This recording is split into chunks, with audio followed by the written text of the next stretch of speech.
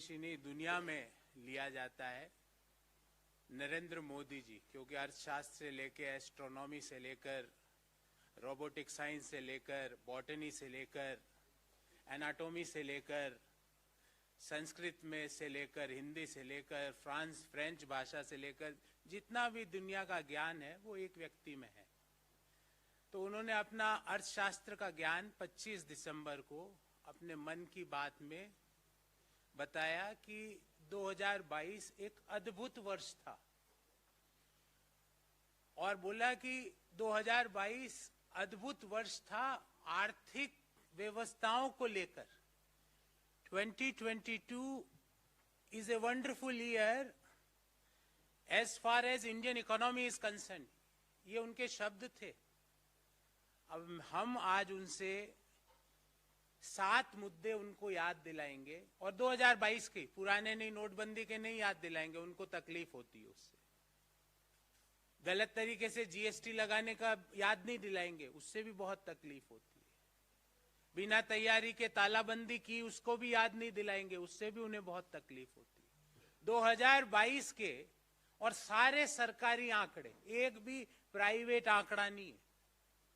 2022 के आर्थिक इश्यूज के 7 बिंदु आपके सामने रखूंगा और माननीय प्रधानमंत्री जी से पूछूंगा कि ये वंडरफुल था 2022 या ड्रेडफुल था। Was 2022 a wonderful year for Indian economy or a dreadful year for the Indian economy? ये अद्भुत वर्ष था भारतीय अर्थव्यवस्था के लिए या ऐसा वर्ष था जिसको हम भूलना चाहेंगे, जिसको हम याद नहीं रखना चाहेंगे? प्रधानमंत्री जी ने कहा कि देश 5वीं बड़ी अर्थव्यवस्था बन गया। आज उसकी हकीकत, उसका पूरा लेखा जोखा लेके आपके सामने प्रस्तुत हुआ। जो दुनिया की 5 बड़ी अर्थव्यवस्थाएं हैं जिसमें भारत शामिल हो गया, पहले नंबर पे है अमेरिका जिसकी जीडीपी है 23 ट्रिलियन, चीन की 17.7 ट्रिलियन, जापान की 4.9 ट्रिलियन, जर्मनी की 4.2 ट्रिलियन और भारत की 3.2 ट्रिलियन डॉलर। पर प्रधानमंत्री जी, जीडीपी से कंपैरिजन नहीं होता। जीडीपी पर कैपिटा का कंपैरिजन कीजिए। जीडीपी पर कैपिटा इनकम जो दुनिया की सबसे बड़ी अर्थव्यवस्था अमेरिका, वहां की लगभग $70,000 है। चीन की $10,000, 39,000 की $50,000, भारत की मात्र $2,277 प्रति वर्ष।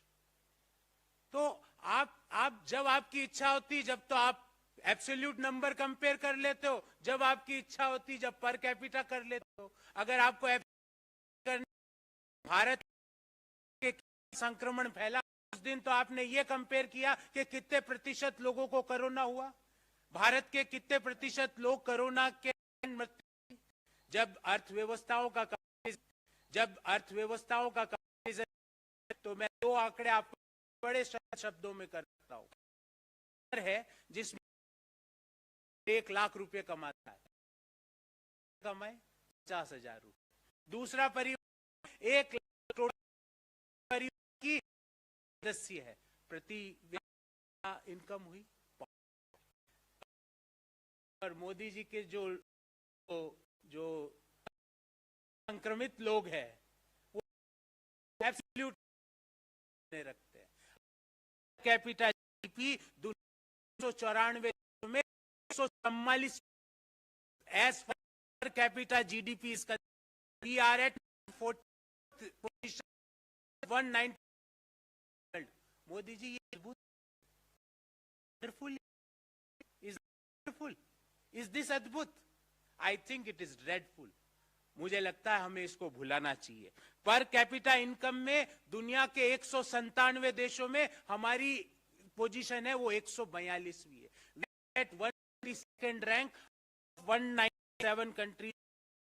और पर कैपिटा जीडीपी का अंतर देखिए, जो दुनिया की सबसे बड़ी, जहां सबसे ज्यादा पर कैपिटा जीडीपी है, उससे हमारी पर कैपिटा जीडीपी 60 गुना कम है, 60 टाइम्स। और हम यहाँ पे प्रधानमंत्री जी कह रहे हैं wonderful economy. We are at 142nd position, 142nd position out of 7। Prime minister इस पॉइंट नंबर 2, हंगर इंडेक्स में रैंक आती 7वीं और इसी वर्ष की 21 देशों में प्रधानमंत्री कह रहे हैं वंडरफुल ईयर है। सिर्फ एशिया में अफगानिस्तान हंगर इंडेक्स से है, बाकी पाकिस्तान और नेपाल श्रीलंका उनकी हंगर इंडेक्स की रैंकिंग हमसे, हमारी रैंक है 121 कंट्री। बांग्लादेश को देखें उसकी रैंक है, नेपाल को देखें रैंक है 81, श्रीलंका को देखें तो उसकी रैंक है 64, पाकिस्तान को देखें के 99। प्रधानमंत्री जी वंडरफुल ईयर। और दुनिया में सबसे ज्यादा, this is very relevant friends, दुनिया में सबसे ज्यादा चाइल्ड वेस्टिंग रेट कि कितने लोग, कितने बच्चे अपने उम्र और अपनी हाइट के हिसाब से कुपोषित है, कम वेट के हैं। दुनिया में सबसे ज्यादा चाइल्ड वेस्टिंग रेट हमारी है। एशिया में अफगानिस्तान के अलावा जितने भी देश है उससे हमारी हंगर इंडेक्स में रैंक कमजोर है, और प्रधानमंत्री जी कह रहे हैं कि वंडरफुल ईयर है। पॉइंट पूरी जिम्मेवारी बोल रहा हूं, एशिया के हिंदुस्तान 2 में परफॉर्मिंग करे, first in the Asian basket was Indian rupee. और आपको जान के ताज्जुब होगा 2022 में रुपये 10% हुआ, एक साल में रुपये की कीमत 10% से ज्यादा कम हो गई। प्रधानमंत्री जी कह रहे हैं wonderful year, this is wonderful year as far as Indian economy is concern. Point number 3। Point number 4, प्रधानमंत्री जी एक पूरी टेबल बनाई है मैंने आपके लिए, पढ़िएगा। जो दुनिया की रेटिंग एजेंसीज है और reserve bank of India, state bank of India है, उन्होंने भारतीय अर्थव्यवस्था का जब मौजूदा वित्तीय वर्ष 2022-23 चालू हुआ था उस समय जीडीपी का क्या फोरकास्ट किया था और आज क्या फोरकास्ट किया है, क्या रिवाइज किया है, मैं उसका एक टेबल लेके आया हूं, आपके सामने वो टेबल रखूंगा। स्टेट बैंक ऑफ इंडिया के अनुसार जब वित्तीय वर्ष शुरू हुआ तो जीडीपी फोरकास्ट था 7.5%, अभी उन्होंने रिवाइज करके कर दिया 6.8%। मोदी जी कह रहे हैं अद्भुत वर्ष है। वर्ल्ड बैंक ने 7.5 का जीडीपी फोरकास्ट कहा था, अभी उन्होंने रिवाइज करके कर दिया 6.9%। आगे और रिवीजन होगा अभी तो। सिटी ग्रुप ने कहा था जीडीपी फोरकास्ट 8 रहेगा इस मौजूदा वित्तीय वर्ष में, अभी उन्होंने रिवाइज करके कर दिया 6.7%। आईएमएफ ने कहा था 7.4% की जीडीपी ग्रोथ रहेगी, उन्होंने रिवाइज करके कर दिया 6.8%। फिच ने कहा था 7.8% की जीडीपी ग्रोथ रहेगी, अभी उन्होंने रिवाइज करके कर दिया 7%।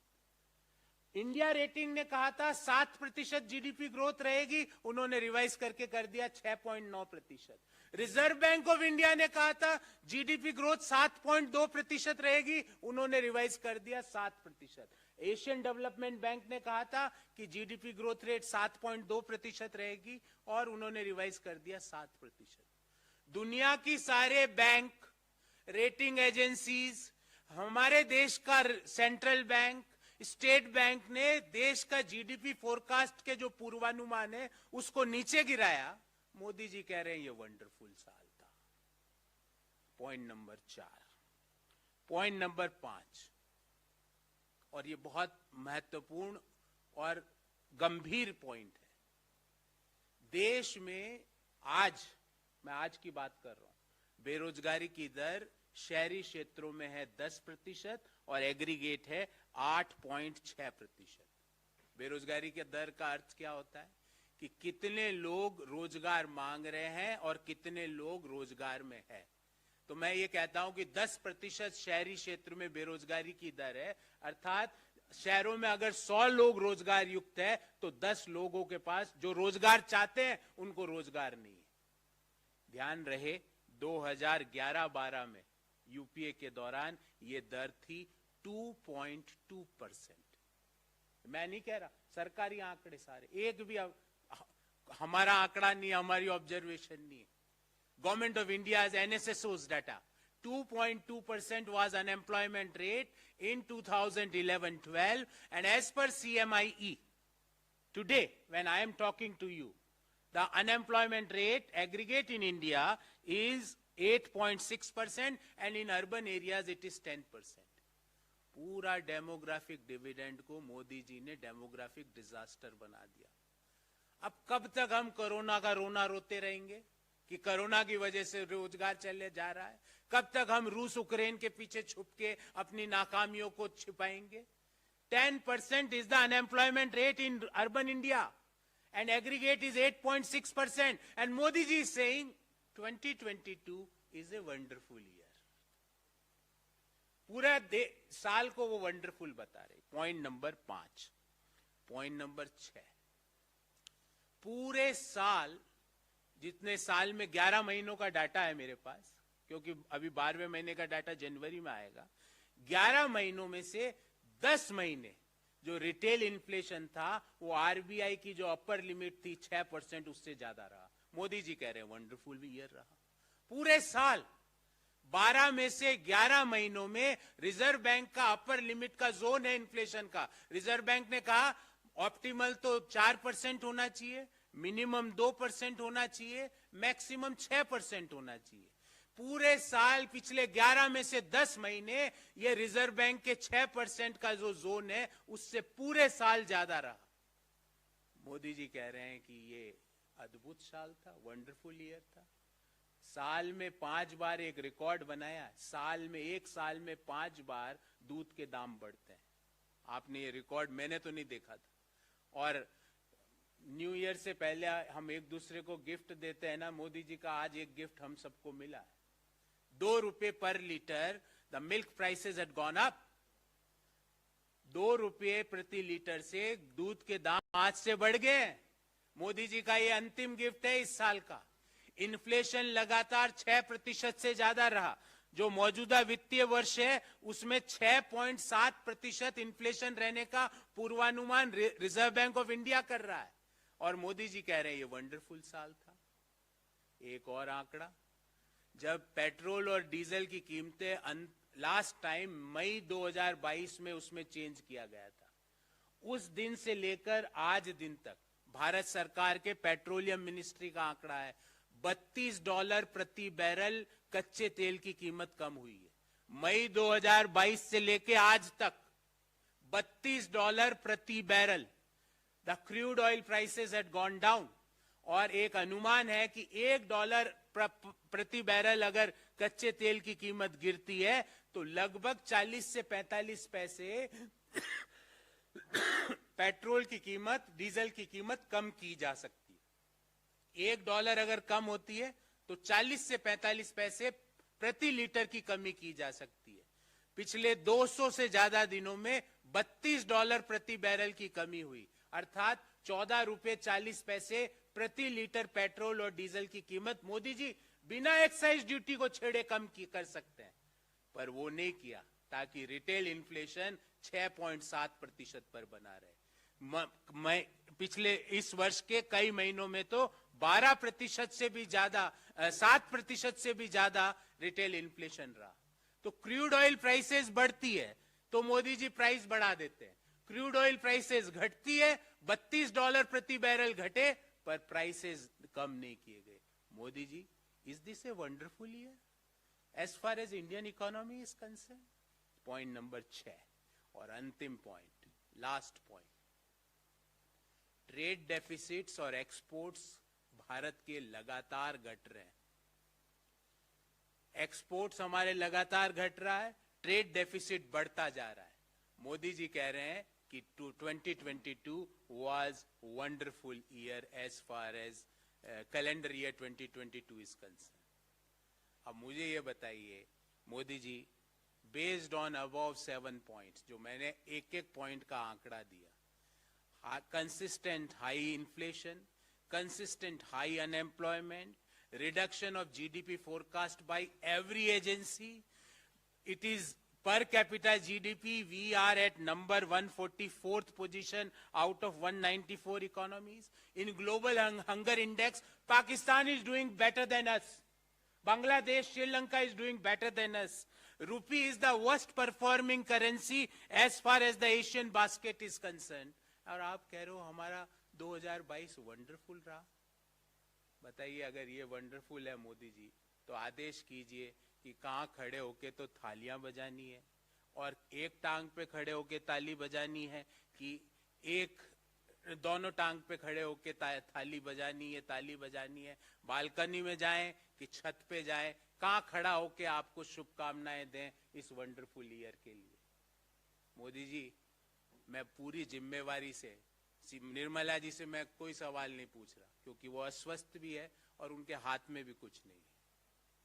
उनको अस्वस्थता का भी, क्योंकि वो अभी अस्वस्थ हैं और उनके हाथ में भी कुछ नहीं, उनको कुछ पता भी नहीं कि क्या हो रहा है। ये 7 चीजें भी उनके लिए भी आश्चर्य होगी, क्योंकि उन्हें नहीं पता कि पर कैपिटा जीडीपी नामक भी कोई जंतु होता है, उनको नहीं पता कि महंगाई भी कोई चीज होती है, उनको नहीं पता कि हंगर इंडेक्स भी कोई चीज होती है, उनको नहीं पता कि रुपया वर्स्ट परफॉर्मिंग एशियन बास्केट की करेंसी रही 2022 में, उनको नहीं पता कि देश में व्यापक बेरोजगारी है, उनको नहीं पता कि देश दुनिया की सारी एजेंसीज भारत के जीडीपी फोरकास्ट को घटा रही। मैं मानता हूं उनको नहीं पता, पर मोदी जी आप तो ब्रह्मा जी के बराबर आपका ज्ञान है, आपको सभी विषयों का, सभी वस्तुओं का आपको अद्भुत ज्ञान है, आप तो ये समझ ही रहे होंगे। अब ये 7 बिंदुओं को लेके मोदी जी आपको लगता है इज 2022 ए वंडरफुल ईयर और ए ड्रेडफुल ईयर? हमें लगता है, हिंदुस्तान के लोगों को लगता है, हमें लगता है कि it is not wonderful, it is a dreadful year. तो friends, before I take questions from you, I will brief you in English and thereafter we will open the floor for Q&A. 2022 is not a wonderful but a dreadful year for the Indian economy, and I will give you 7 points on that. Point number 1, it is per capita GDP, not GDP, which is more relevant. Modi ji, you and your sympathizers are saying that India had become 5th largest economy. But the truth is that as far as per capita GDP is concerned, India's position is 144th out of 194 economies. As far as per capita income is concerned, as per IMF, our rank is 142nd out of 197 countries. Modi ji, why you are trying to befool us? We know that a family of 2 earning rupees 2 lakh and a family of 10 earning rupees 2 lakh, which family is more prosperous? Everybody understands. Don't try to misguide us. Point number 1. Point number 2, in global hunger index, India's rank is 107 out of 121 countries in 2022. Our child wasting rate is 19.3, which is highest in the world. In Asia, Afghanistan with a rank of 109 is the only country behind us. Neighboring countries like Pakistan ranked 99, Bangladesh ranked 84, Nepal ranked 81, Sri Lanka ranked 64. All these countries have done better than us as far as global hunger index is concerned. And you are saying that 2022 is a wonderful year? Point number 3. The rupee is the worst performing currency amongst the Asian basket. In 2022, it turned out to be the worst year for the Indian rupee. The rupee depreciated more than 10% in 2022 and is right now near to 83 rupees a dollar. But still Prime Minister is saying that 2022 is a wonderful year. Point number 4. Reduction in GDP forecast of current financial year. Whether it is SBI, World Bank, Citigroup, IMF, Fitch, India Ratings, ADB, Reserve Bank of India, all had downgraded their growth forecast for the current financial year. And I will give you few data. At the start of this financial year, State Bank projected the growth rate as 7.5%. Right now they had revised it to 6.8%. At the beginning of this financial year, the Citigroup had projected the growth rate at 8%. Right now they had revised it to 6.7%.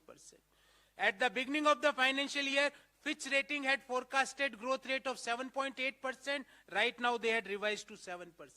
I am giving you the table. No rating agency had moved the growth rates forecast in the upward side. All had downgraded the growth rate forecasts of our country. Still, Prime Minister is saying 2022 is a wonderful year. Point number 5. Consistent high unemployment.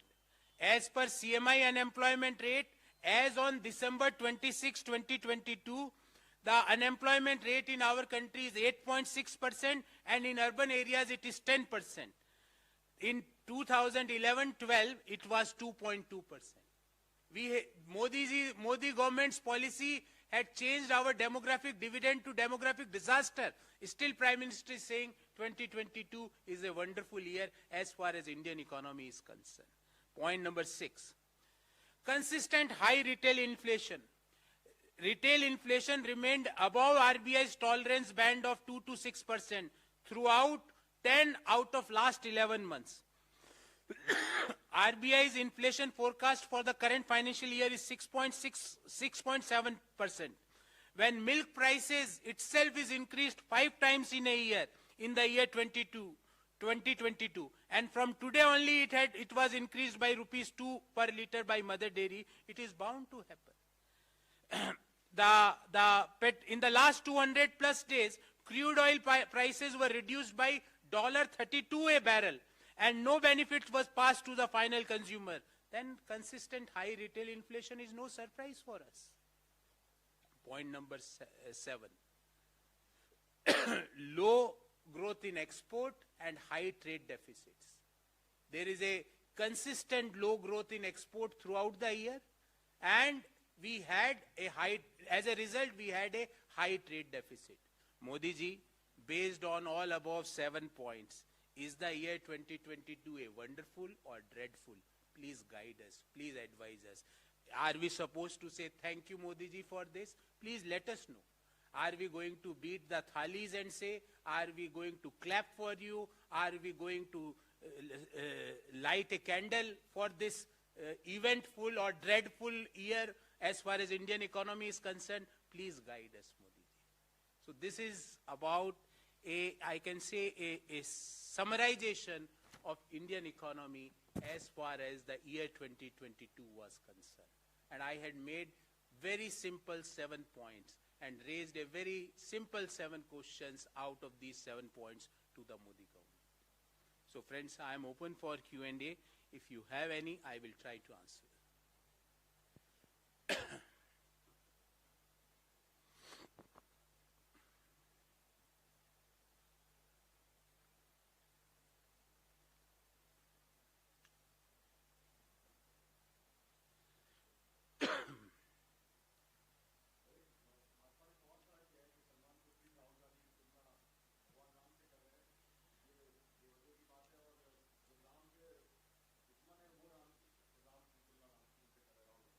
देखिए, Bharatiya Janata party का जो मनोस्थिति है ना, वो ऐसी हो गई है कि उनको कुछ समझ में नहीं आ रहा है कि करें तो करें क्या। उन्होंने कई प्रयास किए, हर प्रयास में देश के लोगों ने उनको मुंह तोड़ जवाब दिया। जितना उन्होंने गलत प्रयास किए, उतने ही अधिक लोग जुड़ते गए। हम तो ये यात्रा लोगों को जोड़ने के लिए कर रहे हैं, लोगों के मन से नफरत मिटाने के लिए कर रहे हैं, लोगों के मन से ईर्ष्या घृणा मिटाने के लिए कर रहे हैं, भारत को जोड़ने के लिए कर रहे हैं। और बार बार मैंने आग्रह किया, मोदी जी अभी भी यात्रा खत्म नहीं हुई है, आइए आप तिरंगा हाथ में लीजिए, राहुल गांधी जी के नेतृत्व में चलिए। 3 घंटे, ज्यादा नहीं, 3 घंटे, ज्यादा नहीं होगा आपसे। पैर में छाले पड़ेंगे, सर्दी जुकाम का भी डर रहेगा, हम नहीं चाहते देश के प्रधानमंत्री को कोई तकलीफ हो। 3 घंटे चलिए, तिरंगा थामना पड़ेगा मोदी जी, ये एक प्री कंडीशन है। तिरंगा थाम के चलिए, आपके मन से सब ये जो गलत विकार है ना, ये सब निकल जाएंगे जब तिरंगा हाथ में होगा। और जब समस्त लोग जोड़ने की बात करेंगे, कोई तोड़ने की बात नहीं करेगा, आपके मन से विकार मिट जाएंगे। आपके साथ में आपके कैबिनेट के सहयोगियों को भी लाइए, उनको 3 घंटे मत चलाइए, अमित शाह साहब को 15 मिनट, क्योंकि उससे ज्यादा नहीं पॉसिबल है। पर 15 मिनट में उनको फायदा मिलेगा, उनको फायदा मिलेगा। अमित शाह साहब, स्मृति दीदी को 5 मिनट फायदा मिलेगा। चलिए राहुल गांधी जी के नेतृत्व में 5 मिनट दीदी चलिए। आपके मन से जो ये घृणा है, ये उठ पटांग के आप ट्वीट करते हो, सब बंद कर दोगे, मुझे पता है, क्योंकि ये जोड़ने की बात है। जब लोग वहां पे जोड़ने की बात करेगा, जब सब लोग वहां पे तिरंगा लेके चल रहे होंगे, जब चारों तरफ भारत माता की जय के उद्घोषण होंगे, हिंदुस्तान जिंदाबाद के नारे लगेंगे, आप ये सब जो शर्ट, पैंट, जूते, कपड़े, कंटेनर, इन सब से आप ऊपर आ जाओगे और फिर इसकी बात करोगे कि महंगाई कैसे कम की जाए, रोजगार कैसे उपलब्ध कराया जाए, देश की अर्थव्यवस्था को सुदृढ़ कैसे बनाया जाए, झूठ कैसे खत्म किया जाए, इकोनॉमी से भी और वार्तालाप में भी। तो चलिए, और हम तो आपको कहेंगे मोदी जी, आपने हमारे लोगों का तो अपमान किया, कोई बात नहीं, क्योंकि हम तो जोड़ने की बात कर रहे हैं। उस अपमान के बाद भी हम कह रहे हैं हमारे नेतृत्व में चलिए। राहुल गांधी जी आधी बाह का शर्ट पहन के आगे चलेंगे, मोदी जी आप पूरा स्वेटर पहनना, हम कोई आपको कंपेयर नहीं करेंगे। मैं आपसे वादा करता हूं, कांग्रेस का कोई आदमी ट्वीट नहीं करेगा आपकी फोटो। आप पूरा स्वेटर मफलर डाल के चलिए, 3 घंटे चलिए मोदी जी, सब विकार खत्म हो जाएंगे, तिरंगा हाथ में लेके। ये भारत जोड़ो यात्रा का प्रभाव है। कभी बोलते हैं वहां क्यों गए, वहां क्यों नहीं गए। मैं तो बोलता हूं अटल जी की समाधि पे भी गए। मोदी जी आपने तो उनकी नीतियों का, नेतृत्व का, उनके व्यक्तित्व का अपमान किया 8 साल तक। पिछले 8 साल में जब आप हमेशा बोलते थे 70 साल में कुछ नहीं हुआ, तो वे वाजपेयी जी भी थे उस 70 साल में, रोज अपमान करते थे उनका। हमने तो आपके जो आपने दोष किया उसकी क्षमा मांगने हमारे लीडर गए अटल जी की समाधि पे कि अटल जी हम मोदी जी की तरफ से क्षमा मांगते हैं, क्योंकि रोज मोदी जी ने आपका अपमान किया, आपकी नीतियों का अपमान किया, आपके नेतृत्व का अपमान किया, आपकी सोच का अपमान किया। और कारण क्या था अपमान करने का? क्योंकि अटल जी ने कहा था मोदी जी को अहमदाबाद में, राजधर्म निभाओ राजधर्म। तो वो ठेस है मोदी जी, ये ठेस वेस सब खत्म हो जाएगी। घृणा, नफरत, द्वेष, एक दूसरे को नीचा दिखाना, ये सब खत्म हो जाएगा। 3 घंटे चलिए, आप कहेंगे जहां पे आपकी व्यवस्था की जाएगी, आपके लिए आपसे कोई सवाल नहीं पूछे जाएंगे, और मैं इंश्योर करता हूं कांग्रेस पार्टी की ओर से आपको उचित सम्मान मिलेगा। तिरंगा उठा के राहुल गांधी जी के नेतृत्व में चलिए। और जितने कैबिनेट के 2-3 लोग तो मैंने बताए, बाकी जो लोग भी ज्वाइन करना चाहे, कोई हमें उससे कोई प्रॉब्लम नहीं।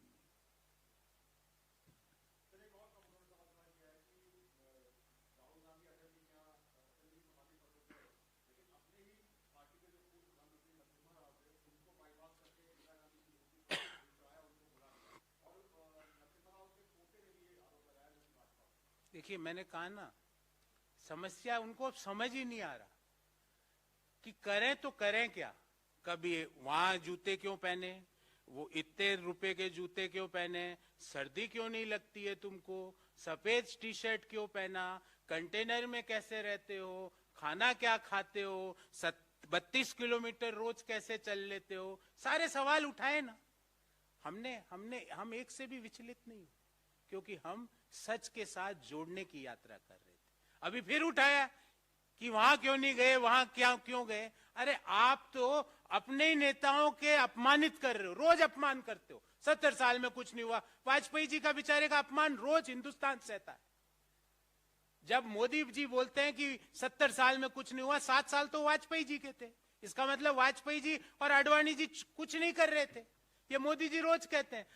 अब हम वाजपेयी जी के लिए, वाजपेयी जी के सामने उनके दोषों के लिए क्षमा मांगने गए, तो अब कह रहे वहां क्यों नहीं गए। अरे वहां भी चले जाएंगे मोदी जी, आप आइए यात्रा में, आपको लेके चलेंगे, वहां जाके आपको भी लेके चलेंगे। हम कोई आपको ये थोड़ी मानते हैं कि आप दुश्मन हो, हमारे मन में है ही नहीं वो बात। हम तो मोदी जी बार बार आपको ये भी कहते हैं हम आपके साथ खड़े हैं, चीन को मुंह तोड़ जवाब दीजिए, नाम लेके ललकारे, हम आपके साथ खड़े हैं मोदी जी, आप देश को कॉन्फिडेंस में लीजिए, हम तो आपके साथ खड़े हैं, पूरा देश आपके साथ खड़ा है। पर आपको पता नहीं क्या डर लगता है। ये डर भी मिटेगा भारत जोड़ो यात्रा में, जब आपको पीछे 2-2, 4-4, 5-5 लाख लोग पीछे चलते हुए दिखेंगे ना मोदी जी, तो फिर आपको लगेगा हिंदुस्तान आपके साथ चल रहा है, तो आपको ये जो चीन का नाम लेने से जो भय है ना, वो भी मिट जाएगा। भय, नफरत, घृणा, द्वेष, ये सब खत्म होते हैं। 3 घंटे यात्रा में चलिए, यात्रियों के साथ भोजन करिए, आपके लिए भोजन की व्यवस्था करेंगे और उसके बाद आप यहाँ आ जाइए। पर कंडीशन एक है मोदी जी, तिरंगा तो हाथ में लेना पड़ेगा, उसका अपमान हम नहीं सहेंगे।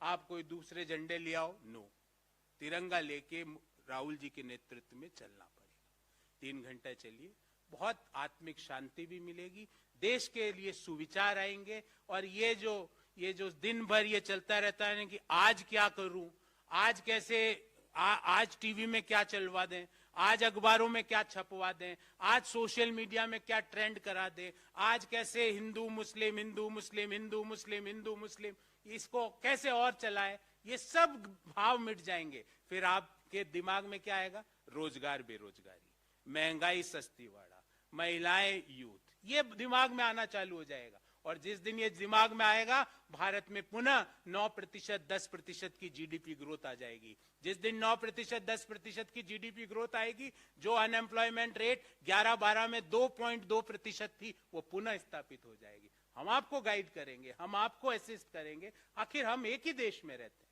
तो ये आप इन चीजों से ऊपर उठिए। अब 22 में एक रेजोल्यूशन लीजिए मोदी जी, पूरी कैबिनेट को आप लेके अपने घर बुलाइए और गंगा जल लेके सबको रेजोल्यूशन दिलवाइए कि अब हम कुछ भी सांप्रदायिक द्वेष, एक दूसरे के प्रति घृणा, धर्मों के प्रति भेद, ये सब मिटा देंगे। तो आपको अच्छा लगेगा। हिंदुस्तान में इतना लोगों के बीच में जो प्यार है, वो आपको देखने को मिलेगा। तो ये इनमें मत से पड़ी है आपकी कौन कहां गया। मैं तो उनको कह रहा हूं, हम वहां नहीं गए ना, मोदी जी आ जाइए, अब अपन सब मिलके वापस हैदराबाद चलते हैं। और माननीय नरसिम्हा राव साहब जो वास्तविक रूप से जो लिबरलाइजेशन, प्राइवेटाइजेशन, ग्लोबलाइजेशन जिनकी सरकार में हुआ, जिन्होंने पूरे देश के आर्थिक तंत्र को हिलाया, जिसका फायदा आज भी हम लोगों को मिल रहा है, जो नई मिडिल क्लास का इमर्ज हुआ, उनको हम श्रद्धा सुमन अर्पित करेंगे। आप क्यों इसमें पड़े हो? वापिस आपको कहना है नहीं, एक बार वापिस चलो वाजपेयी जी के, वापिस चलेंगे। वापिस इंदिरा जी के पास आपको भी लेके चलेंगे, राजीव जी की समाधि पे भी आपको लेके चलेंगे, बापू की समाधि पे भी आपको लेके चलेंगे। और सिर्फ वो फोटो वाले के लिए नहीं वहां बैठेंगे आधा घंटा और सोचेंगे कि बापू ने जो कहा वो हम पूरा कर रहे हैं कि नहीं। सोचेंगे कि आपकी पार्टी के जो लोग जो बापू को सरेआम गालियां देते हैं और जिनको आप कभी बोलते हो मैंने मन से माफ नहीं किया, मुंह से माफ कर दिया, ये अलग अलग तरह की माफिया मेरे समझ में किसी को नहीं आती, देश में किसी को समझ में नहीं आती। मैं ये कहता हूं कि मेरे आधे हृदय ने आपको माफ कर दिया, आधे हृदय ने अभी तक नहीं किया। मेरे तो हृदय तो एक ही है। मैंने मुंह से माफ कर दिया आपको, पर अपने आचरण से नहीं किया, ये क्या तरीका? हम तो एक ही ह्यूमन बीइंग है ना। क्या हमारे अंदर भी 100-200 ह्यूमन बीइंग है? हम तो एक ही, हमारे धर्म में, हमारे कल्चर में तो हमें तो एक व्यक्ति बनाया गया है। तो उन लोगों को भी मोदी जी लेके आइए। जिन लोगों ने बापू का अपमान किया उनको राजघाट पे बैठाइए और उनके साथ कीर्तन कीजिए, भजन गाइए, 1 घंटा भजन गाइए। सारे ये बापू को जो गालियां, बापू तो माफ करते हैं, बापू तो वही माफ कर देंगे आपको। और वो उनके यहाँ पे मन से माफ कर दिया, मुंह से नहीं किया, वो बापू का सिस्टम नहीं है। वो तो माफ करते हैं, जो भी उनको गाली भी बोलता है उसको माफ करते हैं। पर आप रियलाइजेशन कीजिए, this is a time for self realisation and self actualisation. ये करिए मोदी जी। 22 चले गया है, देश अगले साल दुनिया का सबसे पॉपुलेटेड देश हो जाएगा। दुनिया का सबसे ज्यादा पॉपुलेशन देश में होगी। दुनिया के प्रति हमारा कर्तव्य है, देश के नौजवानों के प्रति हमारा कर्तव्य है। हम देश के नौजवानों को ये नहीं कह सकते कि हम आपको रोजगार नहीं दे सकते, हम ये नहीं कह सकते। अगर हम उनको रोजगार नहीं दे सकते तो हमें सत्ता में एक क्षण भी बैठने का अधिकार नहीं है। हम हमारे डेमोग्राफी डिविडेंड को डेमोग्राफिक डिजास्टर में तब्दील नहीं कर सकते।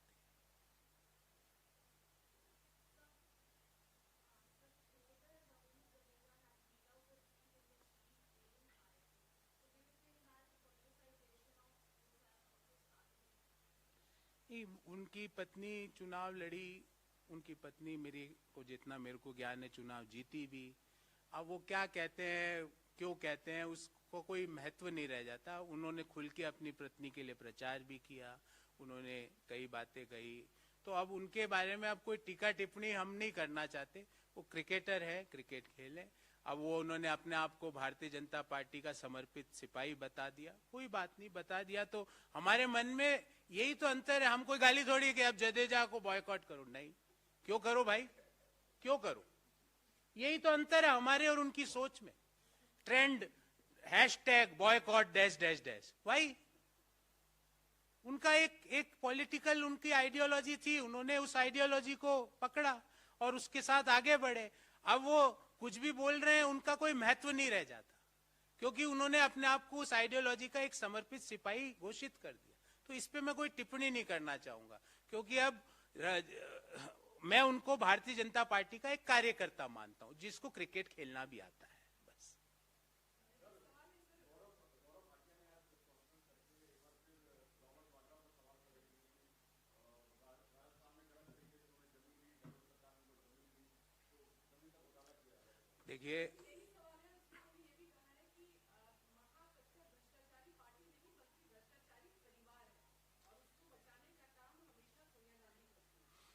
देखिए, जिन सज्जन ने जो बात कही उनके बारे में मैं विस्तार से बोलूंगा तो आधा पौन घंटा लग जाएगा। पर जहां तक रॉबर्ट वाड्रा और जो उन्होंने आरोप लगाए उसके बारे में एक विस्तृत प्रेस वार्ता आज सुरजेवाला जी और पवन खेड़ा जी करेंगे। उसमें एक बिंदु का 4 बजे सिलसिलेवार जवाब देंगे।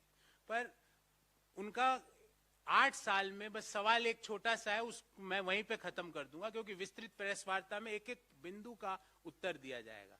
8 साल में आपने क्या पाया, एक बार देश को ये बता दीजिए। बार बार कभी बोलते हैं वहां पे ये हो गया, लंदन में ये हो गया। एक बार इन्होंने मेरे से जो सज्जन है उन्होंने बोला कि 8 वहां पे मकान है। मैंने बोला एड्रेस बताओ, पूछा था मैंने एक बार, बताओ एड्रेस, चुप।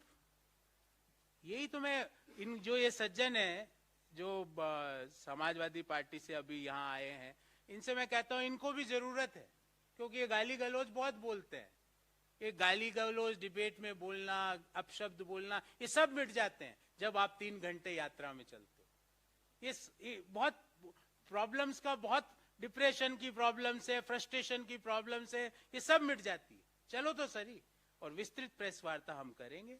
पर सवाल एक ही है कि 8 साल में आपने क्या जांच करी, उस जांच में क्या पोजीशन है, 8 साल पहले कहां थे, आज कहां है। आप पाएंगे कि वहीं के वहीं खड़े हैं। Just politicising the matter doesn't give any answer to the issue. आपको जब लगता है कि भारत जोड़ो यात्रा इतनी विशाल रूप लेती जा रही है, हर शहर में अगले शहर से ज्यादा भीड़ हो रही है, पिछले शहर से ज्यादा भीड़ लोग उसके साथ जुड़ रहे हैं, ध्यान रहे ये भाड़े के लोग नहीं है, ये वो लोग हैं, ये देश के वो युवा है, देश की वह महिलाएं हैं जो वास्तव में भारत को जोड़ने के लिए इस यात्रा में शरीक हो रही है। तो इस भीड़ से बौखलाकर, लोगों के जन समर्थन से बौखलाकर भारतीय जनता पार्टी आगे और करेगी, अगले 10-15 दिन और करेगी। मैं आपको अभी बता रहा हूं, इस तरह के आरोप, बेबुनियाद आरोप लगेंगे, और फिर जिस तरह विनोद राय माफिया मांगता घूम रहा है, ये भी माफी मांगेंगे, ये भी बता रहा हूं। मेरे को पूरा पता है भारत की, और हमें पूरा विश्वास है भारत की कानूनी व्यवस्था पर। माफिया मांगते घूमेंगे, पर आज जो ये कह रहे हैं ना, उसके बारे में हमारा तो एक ही सवाल है कि 8 सालों में क्या आप कहां थे इन आरोपों पे, और 8 साल में क्या छानबीन हुई, वो देश को बताए। विस्तृत सिलसिलेवार इस प्रेस वार्ता का उत्तर हम 4 बजे एक डिटेल प्रेस कॉन्फ्रेंस करके करें।